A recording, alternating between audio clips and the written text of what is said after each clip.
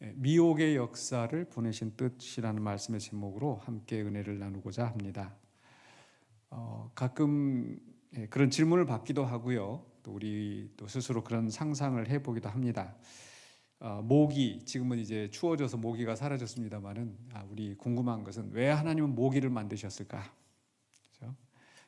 굉장히 모기에 물려서 간지럽고 귀찮고 이 백해무익한 것 같은 모기를 왜 만드셨을까? 모기는 하나의 실내이고요. 그 외에도 우리 주변에서 여러 가지 우리가 생각할 때 불필요하다고 하는 것들을 보면서 또 그것이 우리에게 해를 끼칠 때 왜 하나님은 저런 것들을 만들어 놓으셨을까 하는 의문을 갖습니다. 그런데 실상은 우리가 해롭다고 생각하지만 그것이 없으면 더 큰 문제가 일어나는 경우가 있죠. 또 지금도 마찬가지입니다. 지금 이제 코로나 감염 사태로 인해서 우리가 굉장히 어려운 시간들을 보내고 있는데 왜 하나님은 바이러스를 만드셨을까? 하나님이 만들지 않으셨으면 이렇게 사람들이 코로나로 이렇게 고통받는 일이 없을 텐데 왜 하나님은 코로나 바이러스 같은 것들을 창조하셨을까? 만드셨을까? 그래서 왜 우리를 이렇게 힘들게 하실까? 이런 생각을 합니다. 아무리 나쁜 일이라 하더라도 또 우리가 알지 못하지만은 하나님께서 하시는 분명한 일이 있으실 것 같습니다. 물론 하나님이 악한 일을 조성하신 것은 아니지만은 하나님께서 그 악한 일들을 허용하심으로써 또 우리에게 더 나은 유익한 일을 하나님께서는 진행하신다라는 거죠.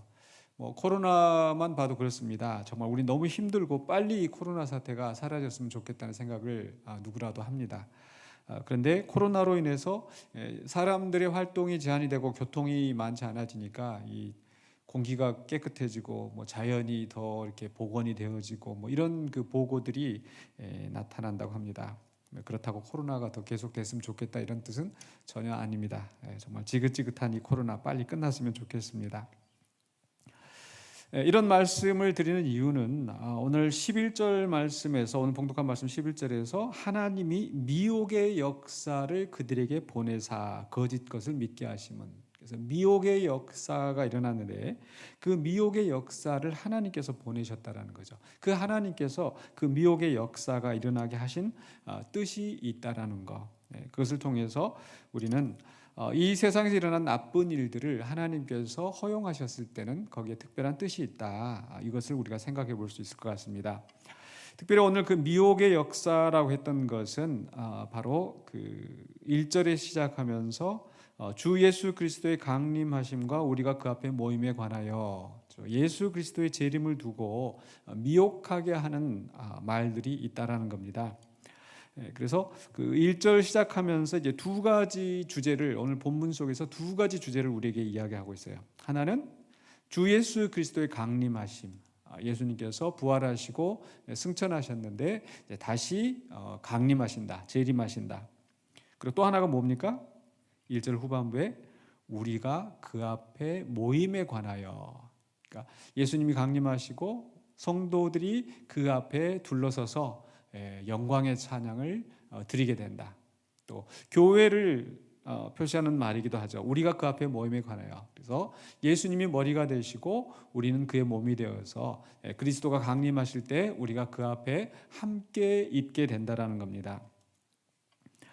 그래서 그 예수 그리스도의 강림하심과 그 앞에 모임이 분명히 이루어질 것을 믿고, 또 이 바로 예수 그리스도의 재림이 이 데살로니가서의 중요한 주제라고 했는데, 문제는 이것에 관해서 엉뚱한 미혹된 말들이 많이 있다라는 겁니다. 그래서 2절에서 보니까 영으로나 또는 말로나 또는 우리에게서 받았다는 편지로나 주의 날이 이르렀다고 해서 쉽게 마음이 흔들리거나 두려워하거나 하지 말아야 한다는 것이라. 이게 지금 바울이 전하고자 하는 말씀의 핵심입니다.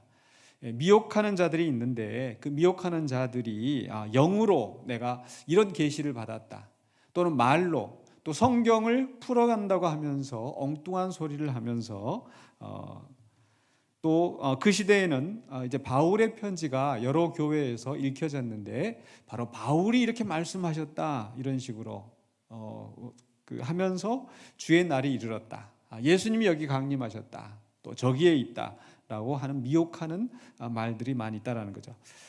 지금도 우리는 그런 말들을 많이 듣지 않습니까? 아주 가까운 예로 신천지, 내가 보혜사다.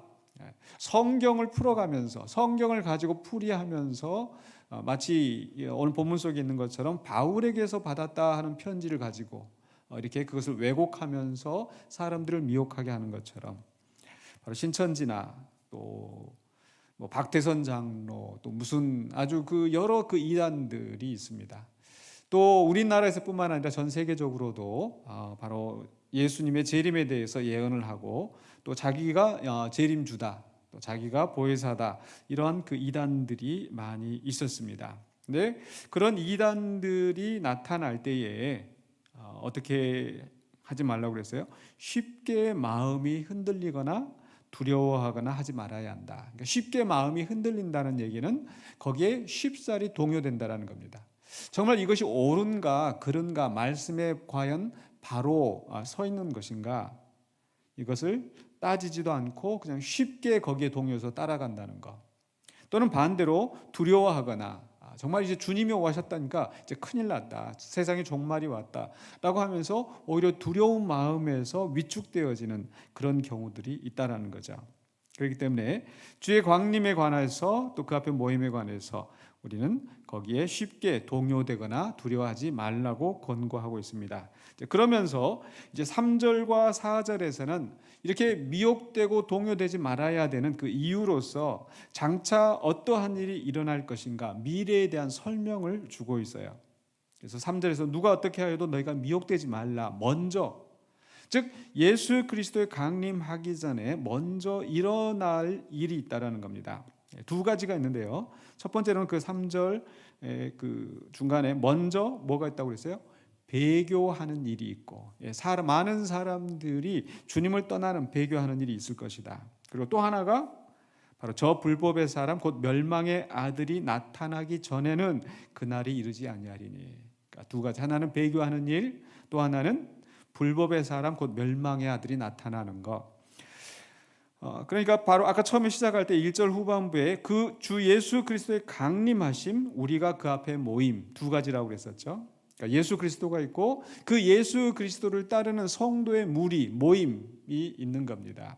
그런데 바로 그 그리스도의 그 강림, 그 일이 일어나기 전에 이와 유사하게 누가 나타나요?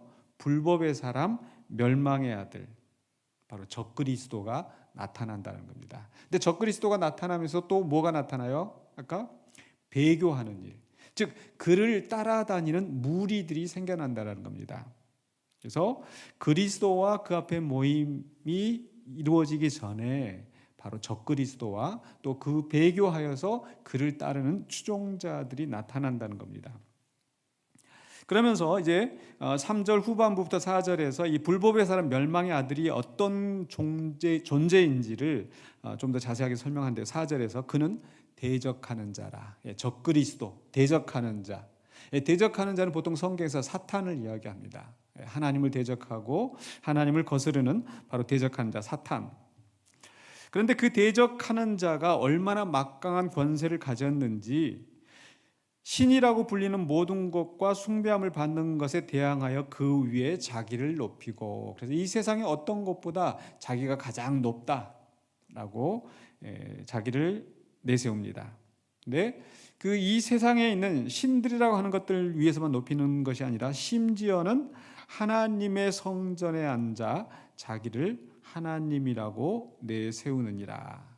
하나님보다 더 높은 존재라라고 자기를 내세운다는 거죠.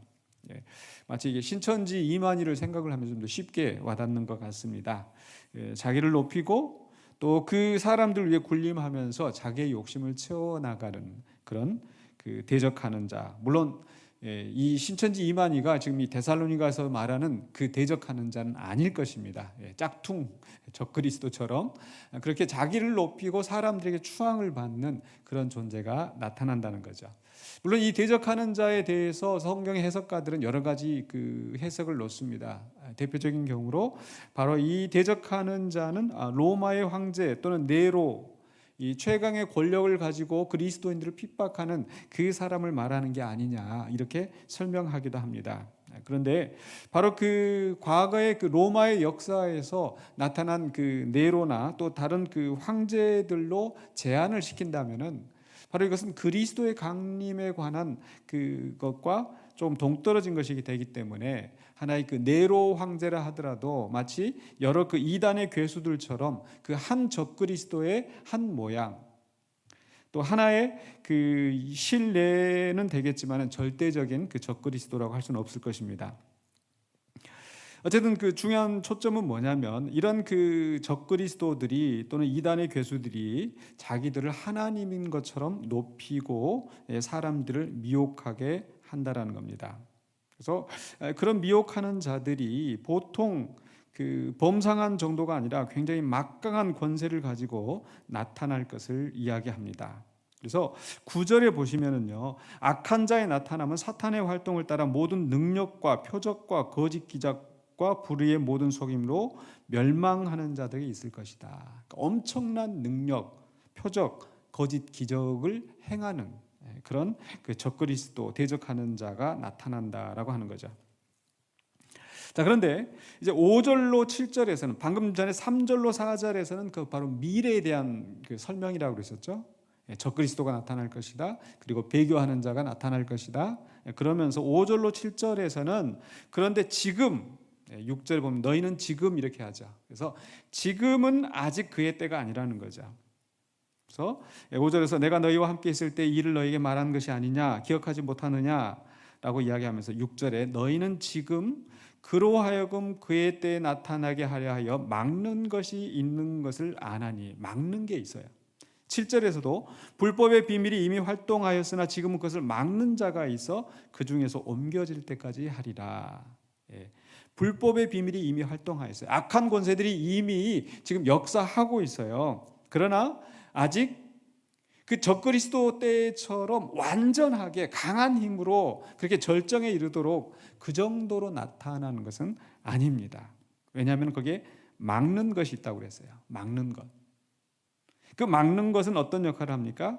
그로 하여금 그의 때에 나타나게 하려 하여. 아직 때가 아니기 때문에 그 악한 세력이 마음껏 활동하게 버려두지 않으신다라는 거죠.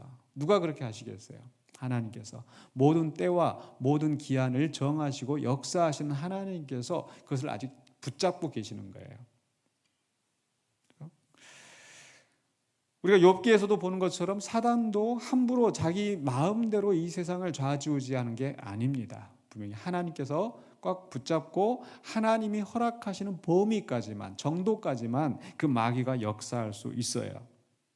그래서 이미 악한 사단의 역사가 시작이 되고 진행하고 있지만은 그것이 완전히 하나님의 주권을 벗어나서 자기 멋대로 하지 않고 있고, 그리고 하나님은 그의 때에 나타나게 하려 하여 아직 때가 아니기 때문에 그것을 지금 막고 있다라는 겁니다. 그럼 여기서 이제 궁금한 것은, 그럼 하나님이 기왕이면 뭐 잠시만 막아두실 것이 아니라 아주 막아두시든지 아니면 아예 그 악한 세력을 지금 당장 없애시든지 하면은 그런 미혹한 일들이 안 일어날 터인데 왜 하나님은 그 어느 정도 그 악한 영들이 활동하도록 방치해 두시는 걸까? 물론 하나님이 방치하시는 것은 아닌데 우리 입장에서 생각을 한다면 그렇죠? 왜 이렇게 악한 일들이 일어나게 될까? 하나님께서 분명히 이 코로나 바이러스를 억제하실 수도 있고 없애실 수도 있으셨을 텐데 왜 이것을 이 정도로 지금 놔두시는 걸까? 물론 하나님이 아예 손 놓고 계셨으면 어떻게 됐을까요? 바이러스가 온통 세상에 가득 차게 되고 온갖 질병이 가득하게 되고, 하나님이 제재하지 않으셨다라면은 사람들의 죄로 말미암아서 이 세상은 무법천지가 되었을 것입니다. 그렇지 않습니까? 마치 영화 속에서 먼 미래를 이렇게 보여주면서 뭐 핵전쟁으로 뭐가 망가지고 뭐 어떤 그런 그 영화들 있지 않습니까? 그런 영화 속에 보면 정말 무법천지, 심지어는 사람이 사람을 잡아먹는 뭐 그런 장면들까지 막 묘사를 하고 그러는데요. 하나님이 제재하지 않으셨으면 아마 이 세상은 벌써 그렇게 무법천지가 되고 이 세상은 온갖 질병과 모든 재난으로 말미암아서 이미 멸망했을 것입니다. 근데 하나님이 그 때가 이르지 않도록 막고 계시는 거예요. 하지만 완전히 없애지도 아니하시고 어느 정도는 하나님이 허용하십니다. 그러다가 이제 8절에서 어떻게 되느냐? 8절에 가서 그때의 불법한 자가 나타나리니, 바로 앞에 7절에서 그것을 막는 자가 있어 그 중에서 옮겨질 때까지, 그 막는 힘이 어느 정도 사라지게 되었을 때 불법한 자가 나타난다. 때가 되었을 때. 물론 하나님이 사라지신다는 것이 아니라 하나님이 그 막는 권세를 잠시 동안 보류해 두시는 것. 마치 요한계시록 20장에 보면은 그 사단이 그 그리스도와 19장에서 나오는 그 바로 그 메시아 그리스도와 싸우다가 무저갱에 갇혀 있다가 1000년 동안 갇혀 있다가 잠시 풀려나게 될 것이다, 이런 말씀이 나옵니다. 그런 것처럼 이제 이 그 막는 권세가 잠시 옮겨질 때, 잠시 멈추었을 때에 불법한 자가 나타나는데, 그렇다고 불법한 자가 나타나서 자기 세상이 되는 것이 아니라 바로 그때 8절의 후반부에 뭐라고 말씀하고 있어요? 주 예수께서 그 입의 기운으로 그를 죽이시고. 불법한 자가 나타났을 때 바로 예수 그리스도가 강림하셔서 그 입의 기운으로 그를 죽이신다라는 것은 무엇입니까? 바로 그리스도의 말씀. 요한계시록에서 보면은 그 어린 양의 입에 날선 검이 나와서, 그 메시아에게서 날선 검이 나와서 입에서, 그 입의 기운으로, 말씀으로, 그 권능으로, 말씀의 권능으로 그 사단의 역사를 완전히 제하시는 겁니다. 그래서 강림하여 나타나심으로 회하시리라. 그래서 그 불법한 자가 나타나지만은 그 불법한 자 적그리스도가 승리하는 것이나 궁극적으로는 예수 그리스도가 승리하신다라는 거죠. 그런데 여기에서 이제 다시 한번 이제 9절에 부연 설명하기를, 악한 자의 나타남은, 그 불법한 자, 불법의 사람, 멸망의 아들, 대적하는 자가 나타나서 어떻게 한다고 그랬죠? 아까 말씀드렸죠? 사단의 활동을 따라 모든 능력, 표적, 거짓 기적, 불의의 모든 속임으로 멸망하는 자가 있으리니. 그러니까 이런 적그리스도도 엄청난 기적을 행하는 겁니다. 능력을 보입니다. 때로는 거짓 기적을 기적인 것처럼 가장을 하기도 해요. 가끔씩 그 기독교인들이라고 모이는 부흥 집회 또는 신유 집회다, 무슨 치유 집회다 해서 하는 거 보면요, 물론 그런 것들이 다 그 거짓이다, 사기다 이렇게 말을 하고 싶지는 않습니다. 하지만 어떤 사람들은 마치 자기가 예언의 능력인 것처럼 다 미리 정보를 다 알아내서 막 그렇게 하는 사람도 실제로 있습니다. 그런데 이제 그런 것들을 보면서 우리는 좀 의아합니다. 과연 그런 기적들, 어떤 사람은 직접 자기가 그런 그 신유를 체험하는 경우도 있고요. 그런데 나중에 가서 보니까 그 사람이 엉터리였다, 그 사람이 엉뚱한 길로 가게 되었다, 그런 경우들이 가끔 있죠. 그럴 때에 우리는 두 가지를 생각할 수가 있어요. 하나는 그 사람이 그때는 정말 하나님의 성령의 도구가 되어서 능력으로 치유의 역사를 이루었지만은 그 다음에 변절되었을 수가 있고요. 또 다른 면에서 보면은 이런 마귀, 적그리스도라 하더라도 그런 능력이 나타날 수 있다라는 거. 그렇기 때문에 단지 그런 능력과 그런 표적이, 어떤 기적이 그 사람이 신실한 하나님의 종이다, 또는 그리스도의 제자이다, 이렇게 단정할 수는 없다라는 겁니다. 근데 여기서 중요한 그 초점은 그게 아니라, 왜 그런 그 악한 자들이 나타난가, 왜 그렇게 미혹하는 자들이 나타나서 또 기적을 행하면서 많은 사람들을 실족하게 만드는가, 그겁니다. 바로 10절 후반부에 이는 그들이 진리의 사랑을 받지 아니하여 구원함을 받지 못하리라. 멸망하는 자들이 나타난다. 즉 악한 자들이 나타남으로 말미암아서, 악한 자, 적그리스도가 나타나고 그에 배교하는 자들이 바로 어떻게 된다고? 멸망하는 자들에게 나타난다. 멸망에 이르게 된다는 거죠. 근데 그 멸망에 이르게 되는 것은 바로 진리의 사랑을 받지 아니하여 구원함을 받지 못합니다. 진리의 사랑을 받지 못했다. 이 말씀 보면서 그럼 하나님이 너무하신 게 아닌가? 왜 하나님 어떤 그 멸망당하는 사람들을 진리로 사랑하셔서 그들을 구원하셔야지 왜 그들은 구원하시지 않으셨을까? 뭐 이런 생각을 할 수도 있겠죠. 그런데 이것은 하나님이 그들을 사랑하지 아니하여서가 아니라, 물론 이제 이 선택과 또 유기 또 이게 교리적으로 따지면은 하나님이 선택하지 않으셨기 때문에 그런 면도 있습니다만은, 그러나 오늘 말씀 속에서는요 12절에 바로 그 이유가 설명이 되어지는데, 진리를 믿지 않고 불의를 좋아하는 모든 자들로 하여금 심판을 받게 하려 하심이라, 이렇게 말씀하고 있어요. 그러니까 11절도 같이 한번 보실까요? 11절에서 이러므로 하나님이 미혹의 역사들을 그들에게 보내사 거짓 것을 믿게 하심은, 진리를 믿지 않고 불의를 좋아하는 모든 자들로 하여금 심판을 받게 하려 하심이라. 즉 단지 하나님이 그들을 사랑하지 않아서가 아니라 그들 스스로가 바로 진리를 믿지 않고 불의를 좋아하기 때문에 바로 심판을 받게 된다는 거죠. 이게 이제 미혹의 역사를 보내신 뜻이라고 설명을 할 수 있겠습니다. 좀 쉽지는 않죠, 말씀을 이해하시기가. 좀 이제 재림에 대한 말씀이다 보니까 조금 난해한 점이 있는 것 같습니다. 그런데 오늘 이 말씀 속에서 우리가 적용하고 생각할 것은 무엇인가? 바로 이겁니다. 왜 우리에게 악한 일들이 일어나는가? 왜 시련과 고난이 일어나는가? 왜 우리에게 질병이 있고, 또 왜 정말 믿음의 길을 가려고 하는 사람이 어려운 일을 당하게 되는 걸까? 바로 저는 그것을 하나님의 뜻이 있는데, 그 하나님 뜻이 무엇일까? 두 가지로 우리는 생각해 볼 수 있을 것 같습니다. 하나는요, 바로 성도들로 하여금 분별하여 깨어있게 하신다. 성도들로 하여금 분별하여 깨어있게 하시려고. 다른 면에서는, 두 번째로는요, 바로 오늘 말씀에 있는 것처럼 진리를 믿지 않고 불의를 좋아하는 모든 자들로 하여금 심판을 받게 하시도록. 즉 이런 어려운 일들이 일어나는 것은 마치 저는 학교에서 시험을 보는 것과 같다고 생각을 해요. 제가 학교에서 강의를 하면서요, 제가 학생들하고 해서 그럴 때가 있어요. 자, 이거 이제 시험에 잘 나옵니다. 이거 지금 중간고사에 낼 거예요라고 얘기를 하면서 강의를 하면 아주 열심히 잘 듣죠. 그런데 이건 이제 시험하고는 상관없어요라고 하면은 다들 느슨해져 가지고 별로 이렇게 강의를 열심히 듣는 것 같지 않습니다. 무슨 얘기냐?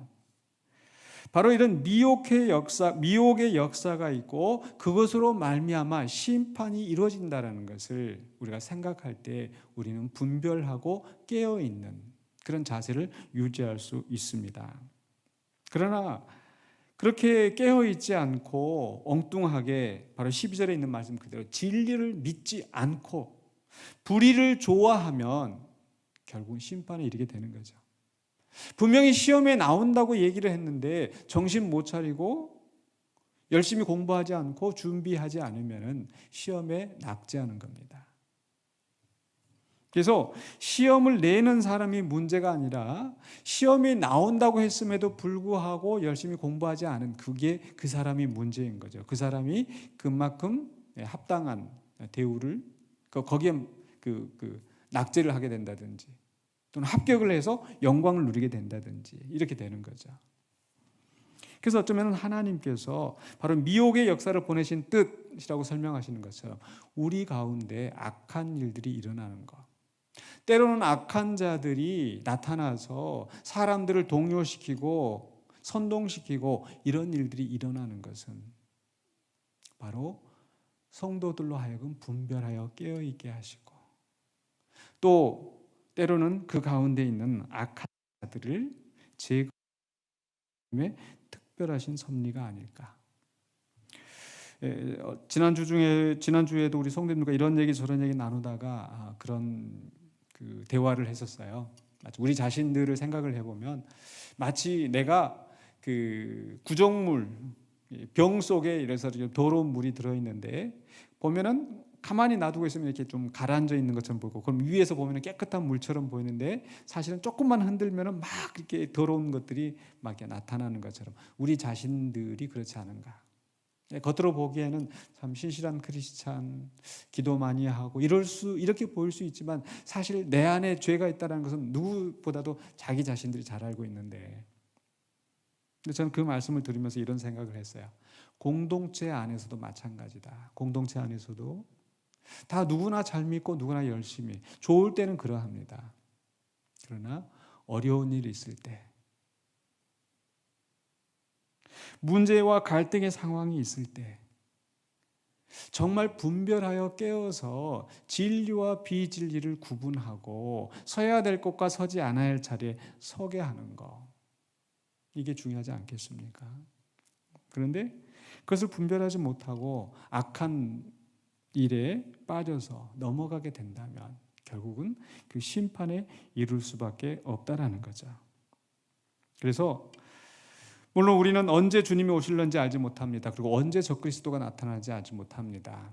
분명히 그 적그리스도가 나타날 때에 우리는 오늘 말씀에 있는 것처럼 우리는 그 미혹에 빠지지 않도록, 쉽게 마음이 흔들리거나 두려워하지 않도록 우리는 분별하여 깨어 있어야 되겠습니다. 어떻게 분별하며 깨어 있는 성도의 삶을 살 것인가? 그래서 꼭 예수 그리스도의 재림에 관한 것이 아니라 할지라도, 제가 그래서 말씀의 적용으로 설명드리는 것은 바로 우리 가운데 악한 일이 일어날 때, 또는 나에게 정말 어렵고 힘든 일이 생길 때, 물론 그것이 꼭 갈등이어서만이 아니라 그게 나한테 질병일 수도 있고 경제적인 시련일 수도 있고 이러할 때예요. 그래서 하나님이 나를 버리신 것은 아닐까? 이렇게 생각할 것이 아니라 하나님께서 이것을 통하여서 나를 더 연단시키시고 나로 하여금 진리에 더 굳게 서도록 하시는 것은 아닐까? 그렇게 받아들이고 우리가 옳은 길을 선택해야 될 줄로 믿습니다. 그것이 바로 오늘 12절에서 있던 말씀 다시 한번 보시면, 진리를 믿지 않고 불의를 좋아하는 모든 자들로 하여금 심판을 받게 하신다고 했으니까 우리는 어떻게 살아야 되겠어요? 이 12절에 있는 나오는 말씀과 반대로 살면 되겠죠. 어떻게 해요? 진리를 믿고 불의를 좋아하는 것이 아니라 정의와 공의를 좋아하면서 그렇게 살아갈 때에 우리는 바로 그리스도가 강림하실 때에 그 앞에 모임에 서게 될 줄로 믿습니다. 말씀을 전하는 자로서 제가 성도님들한테 참 감사하고 또 제가 행복한 것은, 또 제가 증거했던 말씀들을 성도님들이 이렇게 되뇌이면서 목사님 이런 말씀하셔서 그 말씀을 생각하고 또 이렇게 서로 이렇게 이야기하고 그럴 때 참 행복해요. 우리 성도님들이 이렇게 말씀을 정말 귀하게 받아들이시는구나. 그런데 그보다 더 또 좋으면서 또 한편으로 마음 아픈 경우가 있어요. 그게 뭐냐면 성도들이 그 말씀대로 살아가기 위해서 고난의 길을 갈 때, 의의 길을 갈 때, 그것 때문에 좀 힘들고 어렵게 살아가는 것을 볼 때 한편으로는 정말 자랑스럽기도 하고 감사하기도 하고, 그러나 다른 한편으로 참 그 고난의 길을 가는 게 참 힘들 텐데 얼마나 힘들까, 얼마나 고통스러울까, 그런 생각을 해봅니다. 지금도 성도님들 사이 가운데 또 그런 어려운 길을 선택하고 고난을 당하시는 분들이 참 많으시더라고요. 하나님의 나라와 의의 길을 위하여서.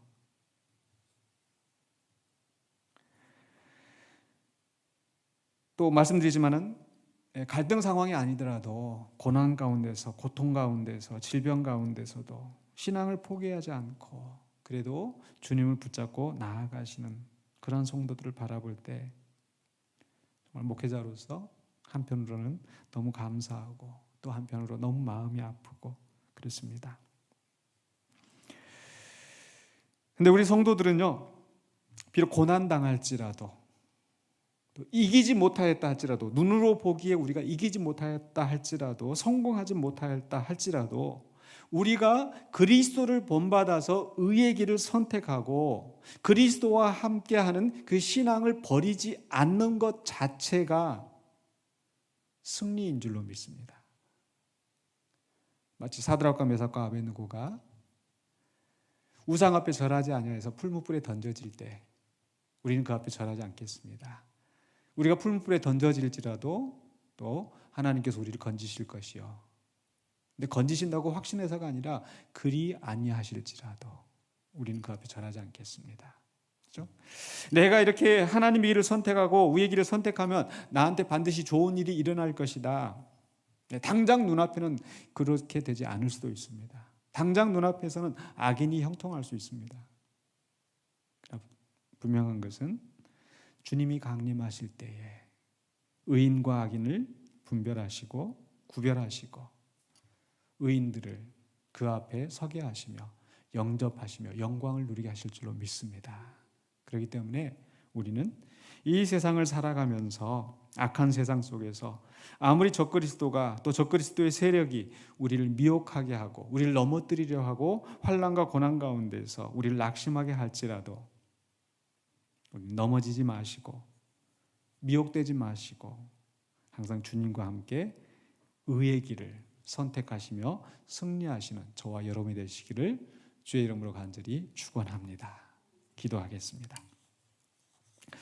거룩하신 아버지 하나님 은혜를 감사합니다. 우리가 이 세상을 살아가는 동안에 많은 어려움과 아픈 일이 있고 또 우리를 넘어뜨리려고 하는 악한 세력들로 인하여서 어려움을 당하고 그 속에서 눈물 짓고 한숨 지으면서 살아갈 때가 많습니다. 때로는 포기하고 싶고 때로는 좌절 속에서 하나님을 향하여 원망의 탄식을 뱉어놓을 때도 있습니다. 눈물을 흘리며 마음 아파하며 깊은 절망 속에 빠질 때도 있었습니다.